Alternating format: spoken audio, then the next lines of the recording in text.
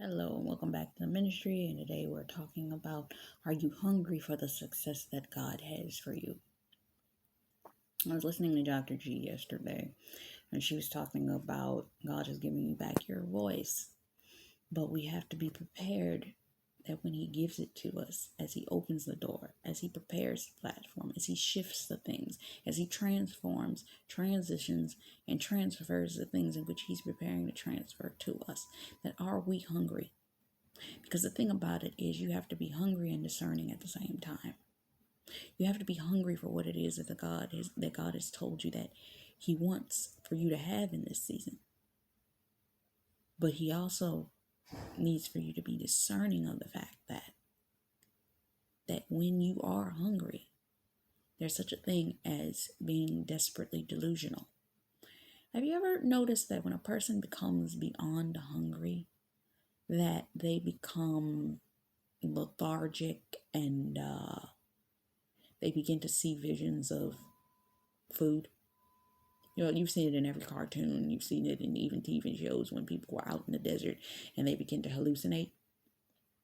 What the enemy does when you are hungry, he makes you desperately delusional, where he'll place something before you that is a mirage. It's an illusion. It's not what you want, but it looks like what you want. And because you're so hungry, remember when Esau and Jacob were going for the birthright? And the reason that Jacob was able to steal Esau's birthright was because he waited until he was so hungry that he said, okay, I'll give you this bowl of food if you give me your birthright. And dude was so hungry, he just gave it to him. You can never be that hungry. Be passionate. Be desiring. But don't sit up there and fall for the okie doke of negotiating your blessings away, because you're going to make a long-term decision in a short-term scenario.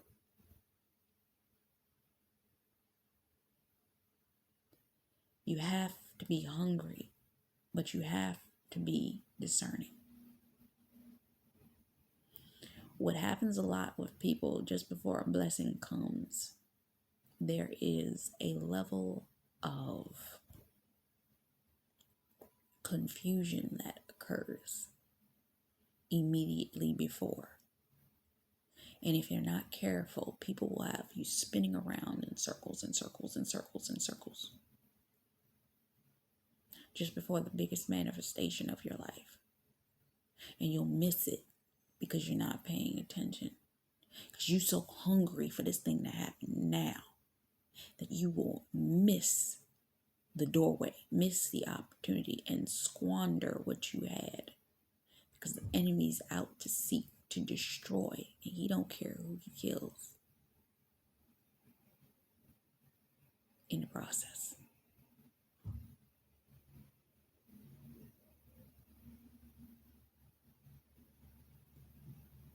So yeah, you need to be hungry, but you have to do it with wisdom and discernment.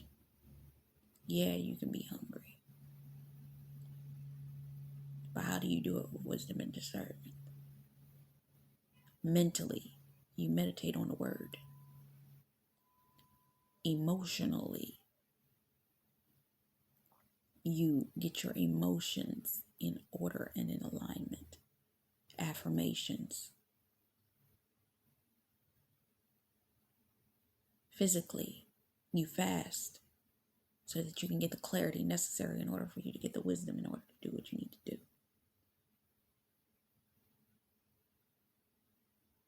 for the fulfillment of the thing in which you've been desiring.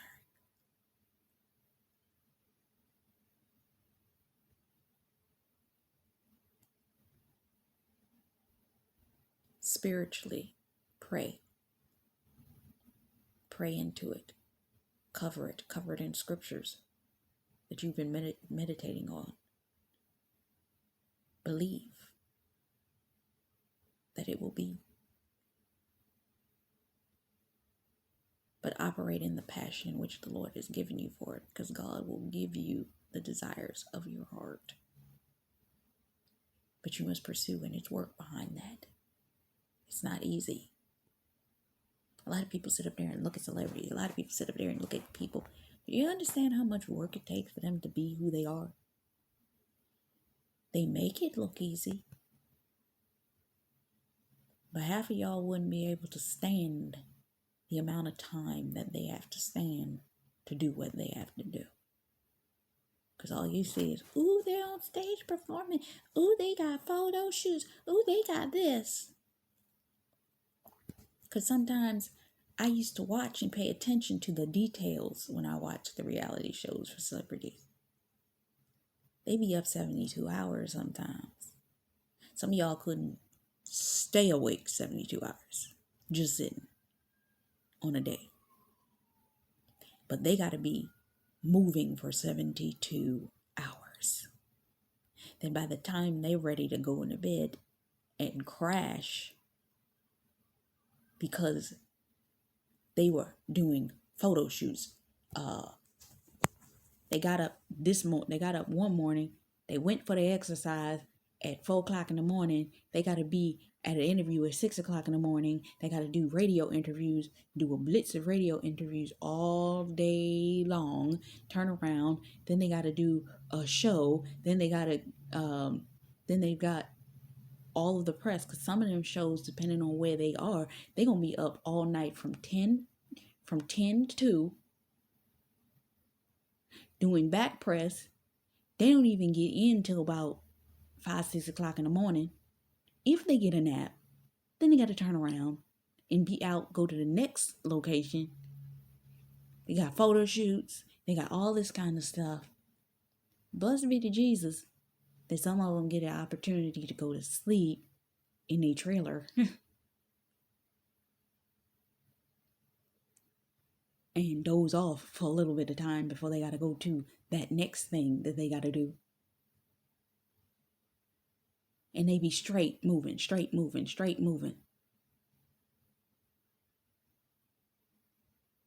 But are you passionate enough? Because I remember I was watching the other night I was watching Tank's radio series. It's a podcast radio series, and he was interviewing JoJo, and he was talking about the early days when he first became an entertainer and like the stuff that they had to go through. And it's the element of what they were literally talking about. You gotta want this, because if you don't want this, you're not gonna be able to stand in the middle of it.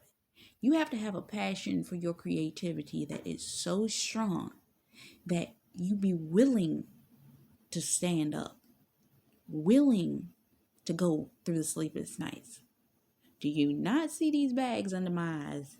Do you not see these dark lines and spots underneath my eyes? Because I'm willing to stay up, to pray, to work on things. I go through blitzes. I remember one time, my dad left town for 24 hours. I had that time to get what I needed to get done. I had to work on something that the Lord had given me an idea for. I was working on that all day long. Then I had to work for another 3 hours on video footage. Then I had to get off of that and work on the back end stuff to get the template ready for the thing that I'd been working on that morning. And oh, by the way, I decided to mop the floor and take only about a 15-minute break to watch a scene from one of my favorite TV shows. And by the time that I crashed around about 1:30 that night, after starting at around about 1 in the day. So yeah, when I tell you, this is not for the faint of heart. If you have an assignment from God, God is going to show you what you need to do, and you got to work it. And you're going to be tired sometimes. And then sometimes He's going to turn around and ask you, oh, by the way, you spent all that time up.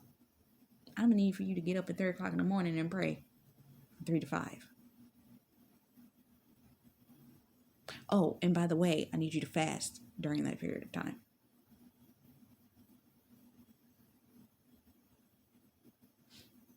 How bad do you want it? How hungry are you? Are you willing to be hungry for it?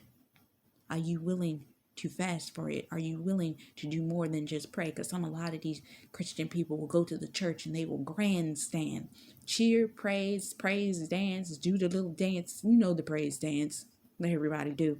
And then go home and not commit themselves to God beyond having walked outside of them church walls. That's why there are songs like Church Girls that come out, because of the fact that there are people out here trying to play like they loving on God, but they ain't nothing more than a tear.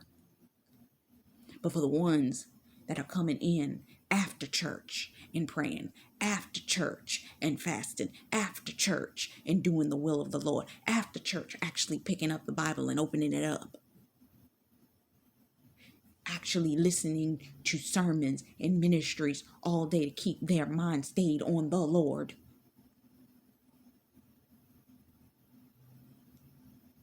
Working on what God showed them to work on for that 10, 11, 12 hours.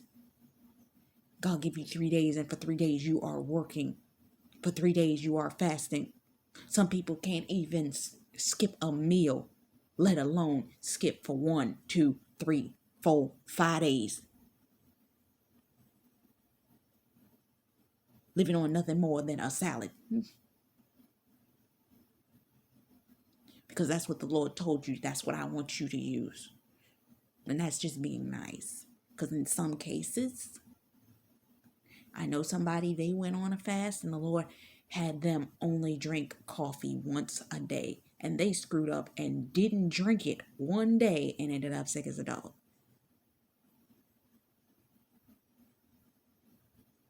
When God gives you an assignment, are you hungry for it? To get that revelation. When you praying for somebody, are you hungry for it? How hungry are you for it? How hungry are you to stand for it? How hungry? Do you really want it that badly? Do you really want that marriage that you say that you really want? That kingdom marriage? But when God shows you, oh, guess what? They still dealing with something. Yes, that's your husband, but they still dealing with some things. Are you hungry enough that you going to pray that stuff off of them? And if it has not completely left them by the time they get to you, are you still going to stand for them? How hungry are you for it? You say you want a financial wealth transfer, but you ain't willing to deal with the mindsets, the scriptural understanding of how to deal with money and the stewardship of it. How hungry are you for it? Are you willing to deal with the spiritual demonic curses that are attached to money around your family bloodline and poverty and all of these things? How hungry are you for it when those demons start trying to act up and whip your behind because they're like, oh, your family ain't gonna get this? And when they start acting up, are you willing to go up into the spirit realm and say, oh, no, no, no, no, no. I'm going to put my slayer cape on today and I'm going to slay y'all behinds? How hungry are you for it? Are you that hungry? Are you ready to go without? Are you ready to pursue in some of the darkest places and spaces of isolation that the Lord will put you in order to train you? How hungry are you for it? For what is it that Paul said? You have put this thorn in my side and you did not remove it, but you gave me the grace to handle having that thorn in my side, right? But he prayed in which that you would be able to maintain in the midst of it. Because you were in isolated season and wonder why God didn't pull you out when you wanted him to. He's like, oh, you already said that I did what I needed to do. Why am I still in the midst of this confusion? How hungry are you for it? Because God need to train you, because when you get there, the vipers, they gonna come with a slap down on you. How hungry are you for it? Because God's got to train you before he elevates you. because you're going to into a den of vipers, lions, tigers, bears, and all kinds of stuff. Shapeshifters, people operating in witchcraft. How hungry are you for it? And did you think that they were going to be gone when you got there? I was listening to a scripture this morning. What was that scripture? I don't know the scripture number, but it was talking about, for I am going to send you in, and no, they're not going to be gone. But you're just going to have to fight in the midst of it. What does fight looking like? Praying, fasting, going into war at 3 o'clock in the morning to fight that these things be manifest for you. Running ahead of the scenario before and doing so quickly, so these things can get in order before the enemy has an opportunity to stall and prevent you from being able to put your hands to it. Making sure that God has already ordained the right people in which you are supposed to come into alignment and agreement with in that season.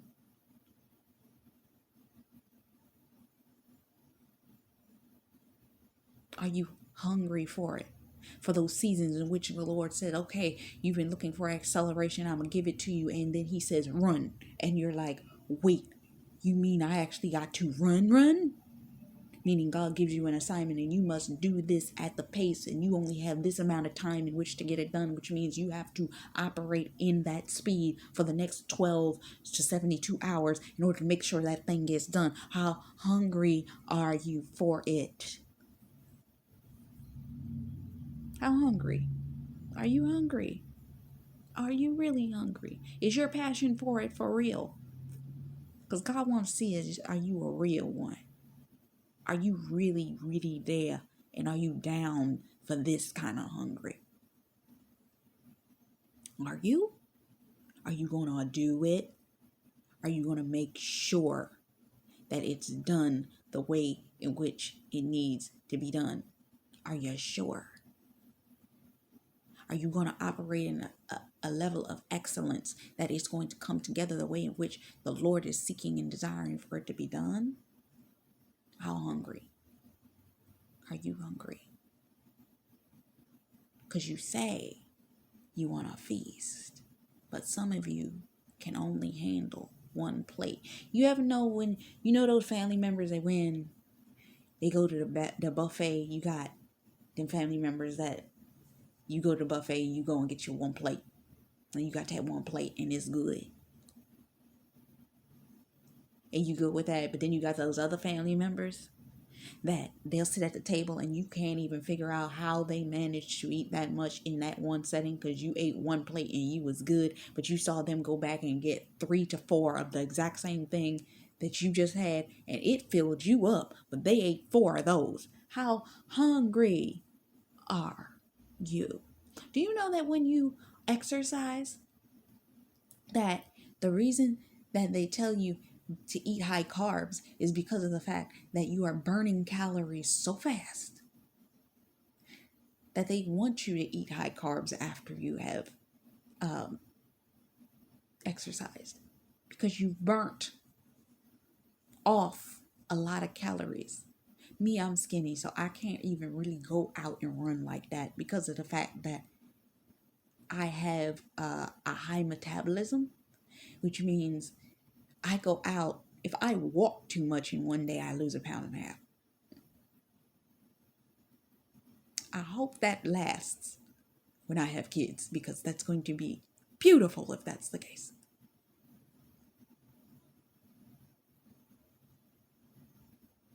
How hungry are you?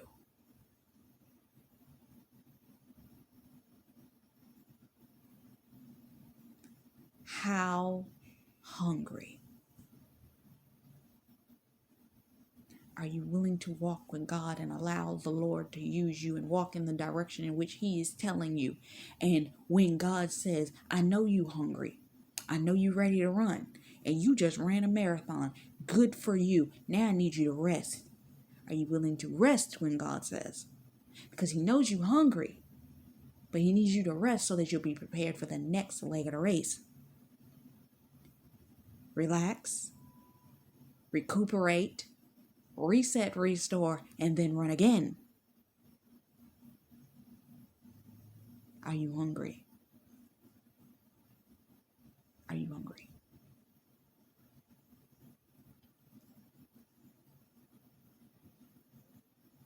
Because it takes that much hunger